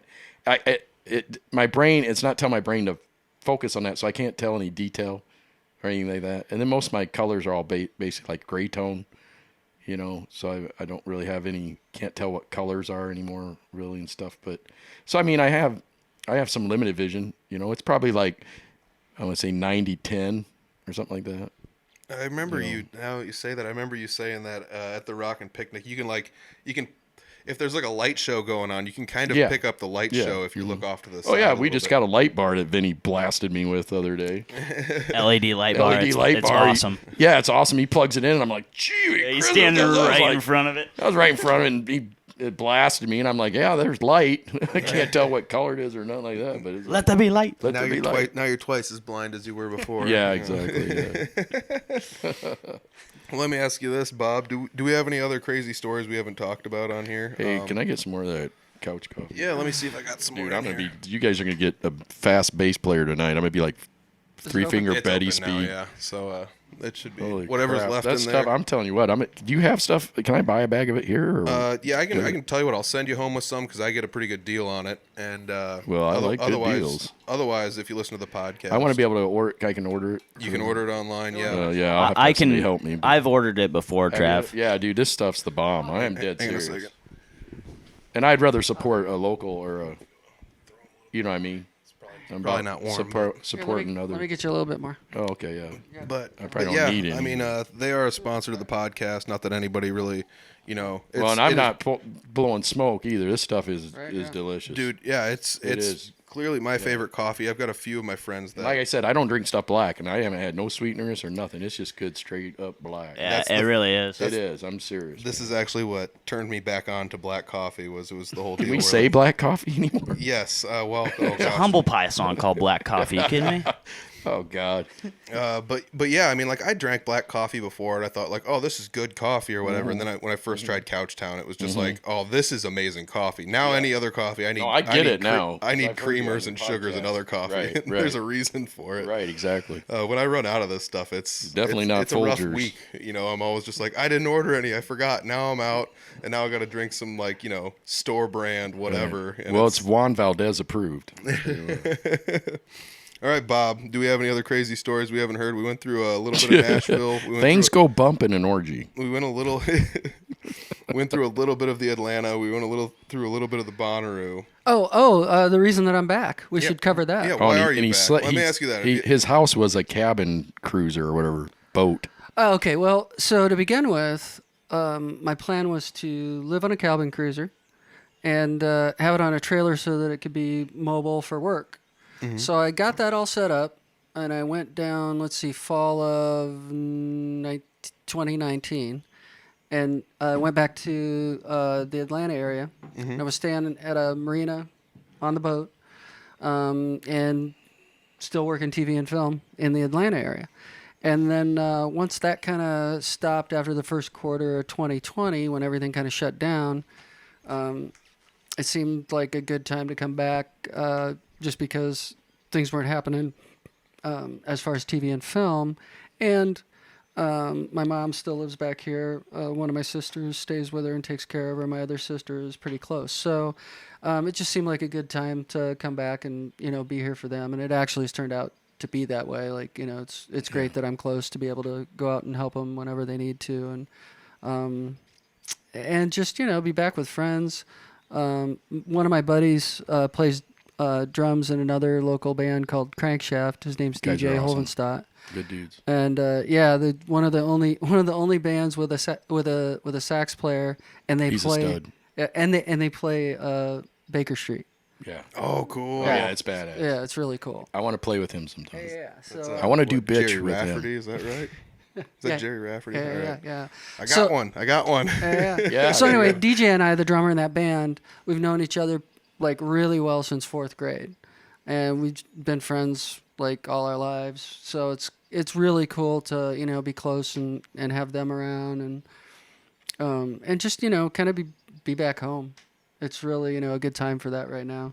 And I don't know if I'll stay for forever. We'll see. We'll see what the band does. You can't leave us, Bob. Well, we'll see. We'll see if the band moves. There you go. Hey, I'm I would not mind. I mean, I love what we're doing around here. I mean, Right, yeah. like, yeah. but I mean, we're doing good stuff, and the best part is like every time we play live or we do a show now, like now we've really started booking stuff because at first we were kind of slow, just getting into it. We finally learned a lot more, and now it's just like I see myself progressing, pretty quickly. I see Travis progressing as well. And it's like, man, we're getting to the point. I mean, we're going to go out to Montana, play a huge deal out there. Yeah, Lost Village Saloon. Yeah. My buddy's plays in Roberts, Montana. Cool. Big Yeah. Iron Horse Rodeos, Beartooth Pass. Hopefully we get to play in Red Lodge, too, at the Snow Creek. But we're working on some things. Maybe Billings might be able to hopefully get into the Broken Spoke. Buddy of mine's good buddies with the owner. So Oh, that'd be in awesome. Sturgis. Yeah, it'd be great. I would love to play. What are those? There's What are those something to- dates again? July 16th, we play at Lost Yeah, Village. like middle of July, we'll But be out there. if our lead singer ever gets out of Facebook jail and we can post some stuff, I can start trying to contact these other venues. So Vinny's going to be under strict guidelines anymore on Facebook unless he makes me administrator. So I am. Let's throw that out somebody there for can advice. at least. The algorithms on Facebook are going absolutely nuts. Not just for like what people are doing now, but like they're even going back in time and just being like, you posted something mean in 2018, it's or like you have a unbelievable. meme that's something, and they're just it's booting people. unbelievable. So like, if you have a page, Well, mine got taken down the other day for my rant on WAP, and it wasn't really that bad. I just posted the lyrics. I'm like, oh, they ain't good enough for Facebook, but they're good enough for Grammy. Live show, TV. Live TV. yeah, and I mean, there's a lot of arguments to be made about Facebook and their algorithms. I don't really like it, but you have to have it. You know? Yeah. I got my art page on there, and that's all. I just get on there anymore just to promote my music or art, because anything else, it just gets you. They're getting you divided and getting everybody angry. It's like, man, go out for a walk and do something better with your life. I always thought, I said, you know what? I just spent like 20 minutes on Facebook. I could have learned a song. That's true. You know what I mean? Or I could have took my dog for a walk, or done something more constructive with my time. We do have a Facebook, you know. or not a Facebook page, a YouTube page with 2 of Vinny's original songs on it. Oh, nice. Yeah. Nice. And at this point, we're kind of keeping it to originals just for We'd like copyright to. reasons. Right. Yes. You know? Yeah. It's And plus, tough. our originals are badass. It's tough to fight the copyright thing too, because I've got some copywritten material on the Audible Farm YouTube channel, and believe it or not, there's like people who don't actually own the copyrights will sometimes take the copyrights, and it's like They're trying to get in on it. Or something, you know? and so then you go look it up, and you're like, this company clearly doesn't own the copyrights to this, because I went and looked it up. And Well, then the other thing is we're not monetizing the page. yeah, Right. So that helps a lot. Right. Well, what happened? So Pete told me this a while back, guys. Just don't know if you guys knew this. I may be used by Waylon. Right. He, like, got hit like on his page when we played it, Right. covered it or whatever, from some place in Brazil. Yeah, Oh, and there might jeez. be somewhere in Brazil that owns like the international copyright to it, Right. maybe. Maybe. But I went through all these YouTube forums, and they're saying like there's places that'll say I own this material, and the algorithm will trip it, and then to try to fight the algorithm, it's pretty impossible. Yeah. So Wow. this place might actually be pulling in, they threw an ad in front of it. They might be pulling in half of a cent off of every ad that gets played, or less, but it's still like It's just insane. That, if they do that to a bunch of people, right, and they're it's making only- millions. Yeah, I mean, exactly. So, and that comes back to like what I said about Facebook. If you got a Facebook page, like I said, if you're looking for event dates and all this other stuff, or wonder why Vinny and the Night Prowlers haven't been posting online, it's because Vinny he's the only administrator for the page. Right. So this is the defense mechanism. If you have a band, make everybody in the band. Exactly. If not an administrator, have the capability to add stuff to the Yes. page or do things like that. And Vinny's over here shaking his head, but I'm serious. He tried to Laughing. make me administrator, and it won't even let that go through. Yeah, Right. well, Yeah. it won't let me do anything until I'm out of Facebook jail. Yeah. Yeah. Let So- it be known. You can't do it after you've been banned. I post them on my Savart art page too, Savart Art Studio. But Yeah. So I'm just throwing that out there. So if anybody homepage. if anybody wants to avoid that happening, that's the Right. best way to go about doing it. Is and don't talk politics or threaten lives or do anything else like that. Yeah, and I mean Let it slide. that's something about social Move media along, too. little doggy. Social media gets rough these days. I mean, I've done podcast episodes with certain people, and some people say negative things about the people. Oh, I said two do words. You're episodes probably with, gonna have and to bleep out. That. Oh, I mean, it's not just on the podcast, but somebody will Right. be like, "I don't like this person, Just boo hoo hoo," unbelievable, and it's like, God. I don't know if I want to have that on my page, Right. But I also think like maybe I'll just leave it there so people know who to avoid Right, from exactly, now on, because they're kind of calling themselves out as a negative yeah, person, exactly. And all I'm trying to do is help people, Yes. but it also does kind of wear on me a little bit to go out there and post this stuff, and even on my personal page, I went like the last 3 or 4 weeks and didn't even post anything about the podcast. It's just like these just trolls because of want to that. attack. These trolls just want to attack. They want to act tough, and sit behind a computer and voice their opinion or whatever. And it's just like, don't you have something better to do? You know what I mean? Go plant some flowers or something. Grow. That's why I got. I know why Vinny. It's like, Well, I mean, that's the So- other thing is if you if He you was do get talking put in- directly to you, Vinny. If you do Well, get no, I Didn't you wasn't see him being a looking at you? troll. Oh yeah, like he's looking where at is me. Vinny at anyway? but if you do, that's just something else. Like, and I'm not trying to say you should never voice your opinion. Yeah, ever, of course, but maybe be a little bit more better about how you do things, or Well, of just watch course. the way you talk or speak Well, to people. that's Because what I try to say too. Is it all starts with us. And you look at these hypocrites and all these people screaming about how this person, this politician talks, this and that, but then they turn around and I go read half your post. You're no better. Yeah. So it all starts with us, man. Be kinder to each other. And I have no problem with people voicing their opinion. I have a problem with people attacking other people for their opinion. Yes. You know what I mean? Or And trying to use an opinion to right. argue a fact that's Right. not a fact, And That's on Google that may not even be true or whatever. Oh, it's it's like on the I love internet. these It's I gotta love be these true. Google tagging warriors. It's like I'm clip tag, and I'm like, jeez.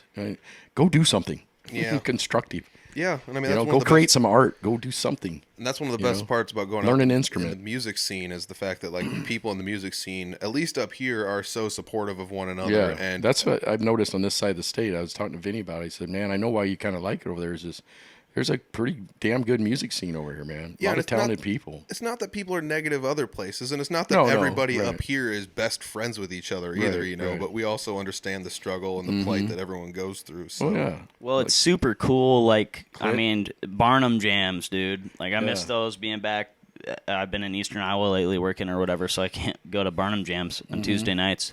But, Clint, so cool. Jesse, I play with that's what I was Jesse just now. saying. Clint and Yep. Jesse are I awesome. stepped in, and I actually, up at Winter Games in Bogie, I played really a little helped bit Vinny with a Clint lot. up there. yeah, That's awesome. Those guys are all super cool. Then Owen, are. I seen you've played with Jesse and Owen lately. Yep. Owen's a badass kid, dude. He Yeah. But plays didn't bass. Peter, didn't you so just sit good. in over at Bootleggers yeah. I've been sitting in with Jesse here Jesse or and there at something? some of Yeah. the shows and things like that. Well, they Yeah, were them just guys are they were soft. just in Iowa City this last week. I know. I was going to see if somebody would go down Monday night with me. They were at El Reyes. El Reyes. again. Yeah, had I known, I would have. I'm not drinking White Russians at El Reyes anymore. Had I known, I would have driven up and picked you up, but I didn't drive down there. We all rode together, to save the gas. Oh, they wouldn't let money, you borrow the car to get the blind guy? Oh, I don't know. You know what I I mean? don't know. They probably would have actually, but Just tell him, so I'm going to go get him and let him drive. We'll be back on next Tuesday. yeah. Take me about a week to get there. So like coming back to those jam nights and things, like that's kind of how a lot of us ended up meeting each other or joining forces, and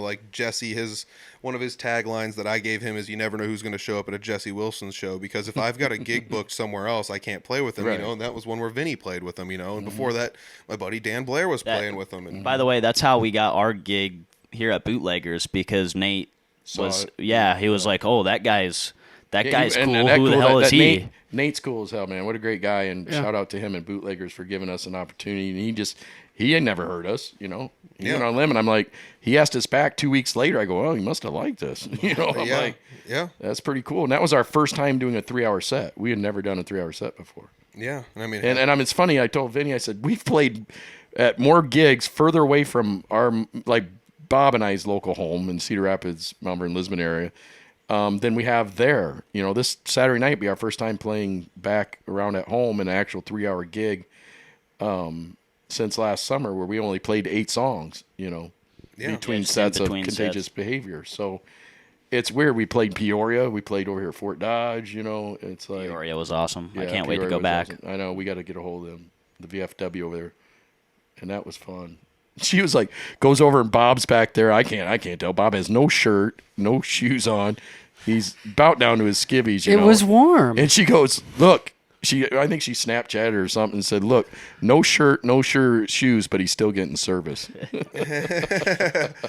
I'm the drummer. It gets hot doing Well, at that. Humboldt, he went and jumped in the river. I went down there just to make sure that Dude, he it didn't was hot drown. in And I'm like, Humboldt. well, what am I going to do? I can't see if he's drowning. All I can listen for a gurgle. I mean, what the hell? dude, yeah, it was so hot. Bob hasn't come up in a while. I don't know. I recorded. It was hotter than for a hell over dip. there. I I record- should have went in with you. I went in like knee deep, I think, or whatever. But I recorded your guys' set at Thank the you Rocket for that, Picnic too. in Humboldt, and like the funniest part about that is it's the first time I've ever seen my iPhone pull up the warning that your phone is too hot to function, and it told me to cool it off or shut it that off. was because you were filming me. Yeah, that's true. No, it was sitting out there. No, it was sitting out there. after, because he got some of Clint too. Right, So he it has would have some been of Clint. Yeah. Clint was awesome that day. And then I ended up filling up all Hey, the Clint space. didn't have a shirt on that day either, did he? Maybe not afterwards. But I think he wore one up on stage. Oh, did he? But, I can't but- remember. But yeah, and I mean, coming back to those jam nights, and that's kind of how you guys got together, was just jamming, and that's one Right. of those things that like you learn how to mesh your style with somebody else's style without stepping on anyone's toes and, Right. and things like that, and that's one of the benefits of going to jam nights, or just having different people musically around you, and like we said, you guys are a great group of guys. You guys obviously like each other. You're an eclectic group of people. You know, if people saw Vinny, who's like in his 20s, and then Bob, who's you're about 50-ish almost. 57. There you go. And then Travis, who's blind, and it's like, 48. how in the hell did these guys find each other? You know, Yeah. How the Hello, hell? The universe works weird ways, and How the hell did Travis find anything? Because he's blind. No, Right. I'm True. Trust me. And we get along great on Yeah. the road. The Yeah. Peoria gig was just like make sure you use the bathroom. the first time we did a road trip, and it was so right. Yeah, not staying at somebody's house because up here in like Humboldt, or I guess you guys left. You didn't stay with at my place. But No, we had to go back. Yeah, we went back. yeah, If so we would have like, known, I would have just camped out, dude. That would have been great. I I'd know, love to I do wanted that to again. camp out. I would love to get it. I'm camping out again. next year. Yeah, if we're not doing for sure. anything that Yeah. weekend. Hopefully they ask us back. Would be great. But And do No. a bigger set. Peoria was awesome because like we all stayed in this hotel room. Bob really wasn't drinking at the time. Travis and I were Yeah, pretty we- well lit up, We tired her on. and And it was- we get a pizza. Two of them at like 4 a.m. Yeah, and it finally I got there probably around 2:30, 2:30, I think, yeah. and we just eat this this 2 huge pizzas for the most part, and yeah, I'm gonna end it there, but that story. But I'm glad that I got up at 5:30 and used the night. bathroom first. Freaking next day on the way home, I don't know. It was such a fun time. It was. So we're getting pretty close. I mean, like, I don't want to keep you guys too long. I know you guys That's probably have to alright. pack up some gear. Go, you know, Oh, you we're gotta set. set your We're show good. up over at Bootleggers for tonight. So, Yeah. the one thing I do want to say though is before we get to winding this thing down, because it's getting pretty close. We've covered well over an hour with you guys, as it should Right. be easily done. But I'm kind of looking over at Vinny here. I'm wondering if you guys, since there's probably not any shows posted on the Vinny and the Night Prowlers Facebook page, They will be here. What you got? Like 10 days left or something? yeah, we're gonna see if Vinny's got his shows on his calendar on his phone, or if So far, I know. what I have is live at Bo Dylan's April 17th. Lisbon, Probably Iowa. be back at Bootleggers sometime this next month. Bo Dylan's in Lisbon, Iowa. May 14th, we're at Whiskey Joe's in Cedar Rapids. cool. That 15th, we're playing. Private show. Kind of. Kind I of think it's. semi. I It don't might know. be an open invite deal, but we'll see. I mean, if it is, I'll definitely post it. But it was kind of a private show, kind of out in the middle of nowhere, in between Cedar Rapids and Highway 1, or Marion. 151, isn't it? Yeah, it's off of 151 in between like Marion, Iowa, and Highway 1. That's gonna be fun. Mm-hmm. Then what else? June. What do we have? anything? May 14th. Then we got. Yeah. So. Well, then July we're playing another private party, the 3rd, Pat Gvok's place for 4th of July. Yeah, party. that's gonna be awesome. That's The gonna be GVOC party. GVOC party. He's the beast, man. Yeah. That guy's a Terminator. So you guys do have a few shows. And then coming up. we're going to play Montana, Lost Philly Saloon, July 16th, and then hopefully have some more dates picked up out there. We'd like to try to get Andy's. There's a little bar there. My buddy might get us in. Andy's in Billings, and then hopefully Snow Creek Saloon in Red Lodge, and then, like I said, maybe Sturgis. If we could get in the Broken Spoke, I feel like that would be a good trip for us. If we could hit 3 out of 4 of those or something, or all of them would be great. And then when was it? We got like, what was it? Labor Day weekend or Yeah, Memorial Labor Day? Labor Day weekend we opened for that band. So we opening at Salt Lake, Iowa for this guy named Ben Jarrell out of Nashville, and he's actually opening for Whitey Morgan in the 78s right now. So that'll be awesome. Yeah, I want to try to make it for him. I want him to go. That's a tough act to follow. Yeah. So you guys do have a couple shows coming up. Yeah, and there's next more to be month. added. Thirsty on 30 and Stanwood. They were just waiting. That's gonna be an outside show, and we're hoping to do a lot of outside shows. I think we kind of like to be loud and outside, Yeah. but definitely not afraid of inside shows. But I think right now the movement is kind of these outdoor shows. With the COVID stuff, hopefully winding down, but. Yeah. Maybe that'll get some of the people out that are a little nervous about things still, and stuff to be able to come out and enjoy some music, So for everybody looking for show dates, that's what they've got. They probably won't be posted on Facebook for a little bit. So I've got another like 4 days. Yeah. yeah. So And then I got my Savart art studio page that I post them to all right. Yeah. share it to definitely. that, so. Somebody shares me the link to that. I'll put a link to that down below as well. Yeah. have Vinny maybe do it or something. But Absolutely. So otherwise, go down below and check out the links for Vinny and the Night Prowlers. Find the stuff there online. Check out their videos on YouTube. Like the Facebook page, because as soon as they're able to, they're going to start updating that events page, the events tab on their Facebook page, and it's gonna fill up quick. I was pretty surprised to see how many gigs you got, but then again, I'm not really that surprised because you guys have come a long way in a short year as far as playing gigs. But so then I've got a couple with Contagious Behavior that are coming up May 22nd at Bo Dillon's, and then June 19th out at Sutliff with my other band. Contagious Behavior. Yeah, that whole I think May 23rd.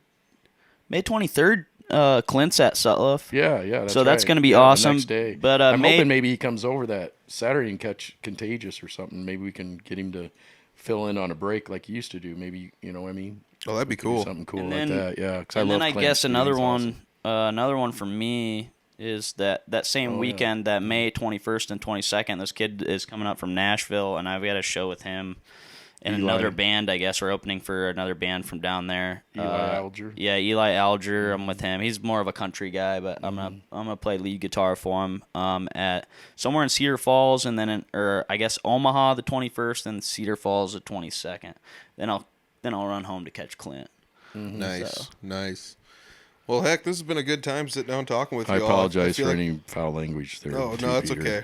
Sometimes I get on a soapbox and you got to tell me to shut up. No. We're just going to do the one beep for the one word that's Right, I probably- know. Well, that's- the one that I can't use because we all know the one word that right got culture. used, but nobody else is going to. I'm to in the know. wrong culture. But yeah, so otherwise, I get it too. That First Amendment thing's a big thing, but Right.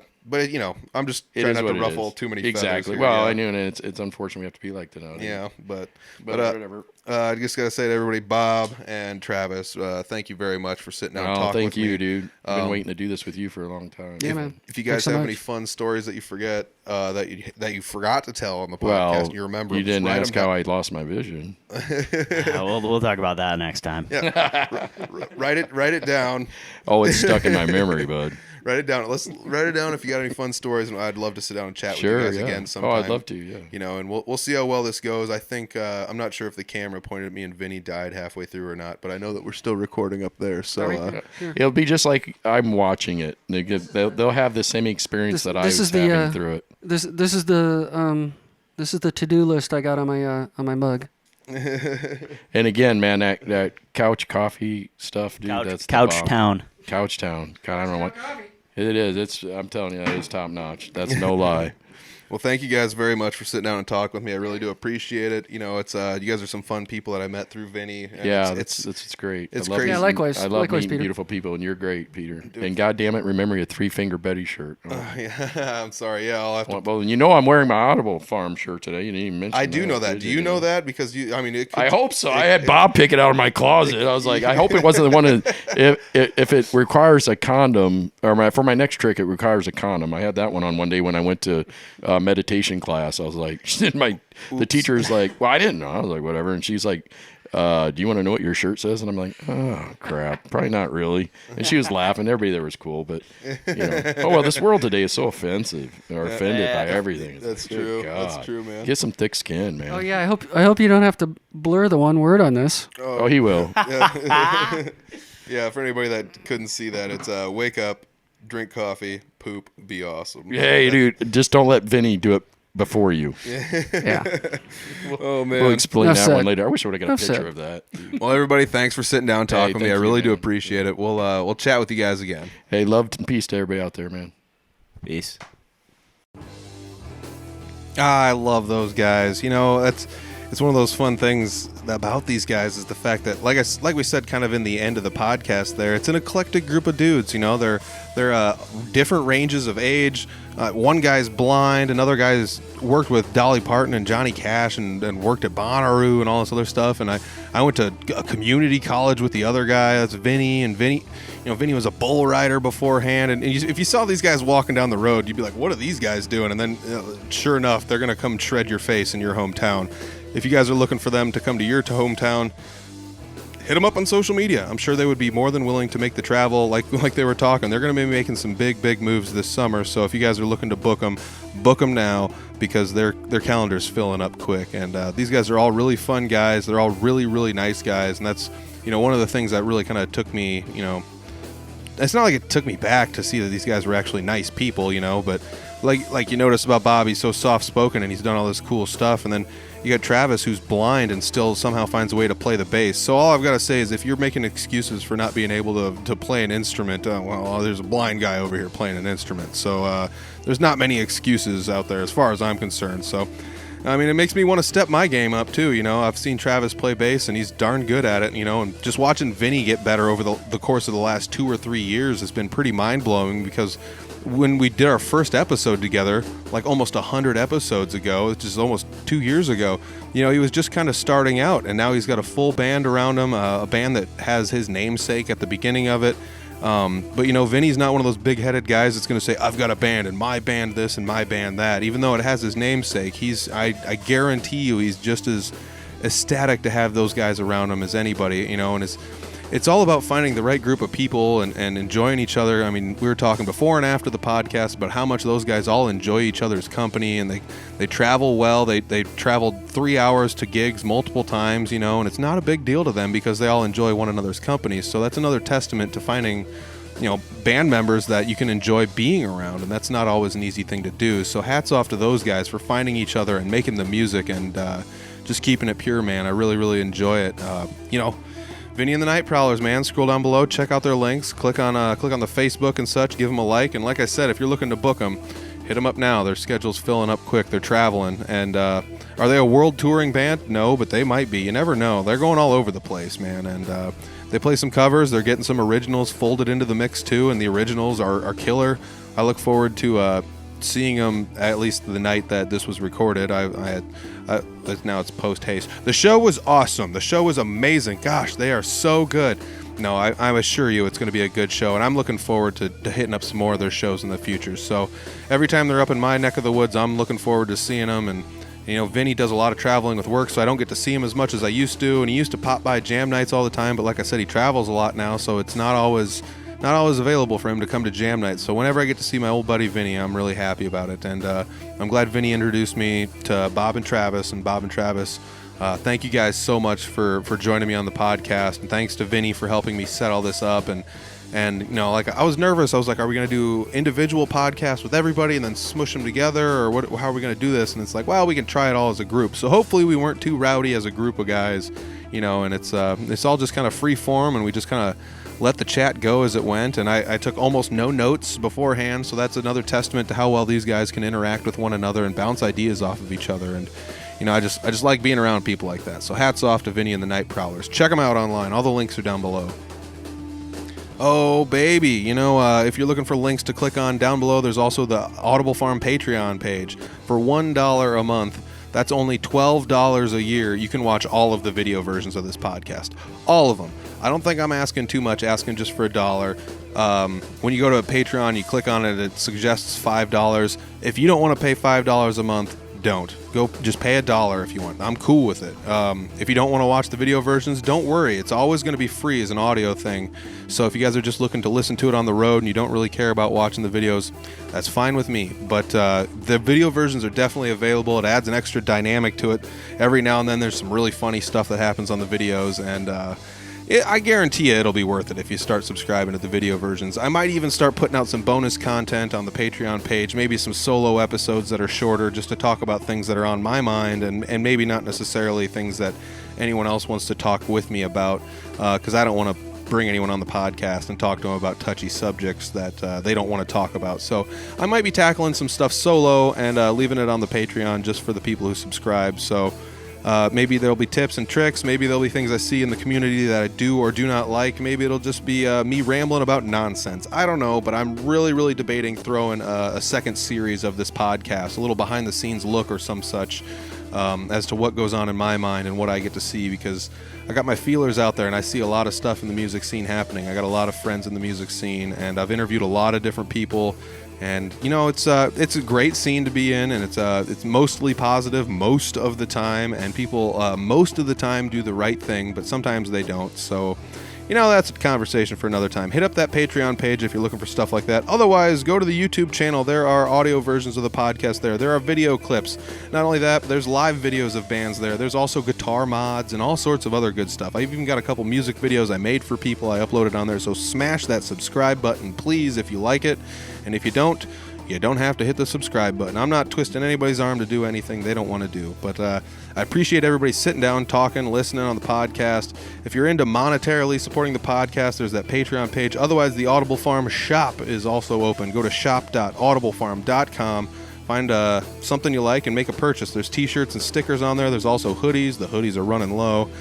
For a while, I had keychains, and I only ordered a few, and I didn't really plan on having them there for too long, and I didn't know if I wanted to order a bunch. I just kind of got them on a whim, and well, go figure, they sold out really quick. So I don't know, I might get keychains back in, I might not. I've had a lot of people asking me for koozies recently and also in the past, so maybe that'll be something else I'm going for. So if anybody's got a line on a company that makes some pretty awesome koozies, hit me up. I'm looking to diversify a little bit. I'll throw some koozies on there, and we'll get some more merch out there for people to buy. So, but if you're not looking for merch, you can always just hit like, hit subscribe, share the Patreon page, share the YouTube channel, share anything. Just share an episode you like, or just comment on something and let me know that you listened to it. And tell you what, that makes me feel really good. Just people sharing the content and commenting and conversing with me about it.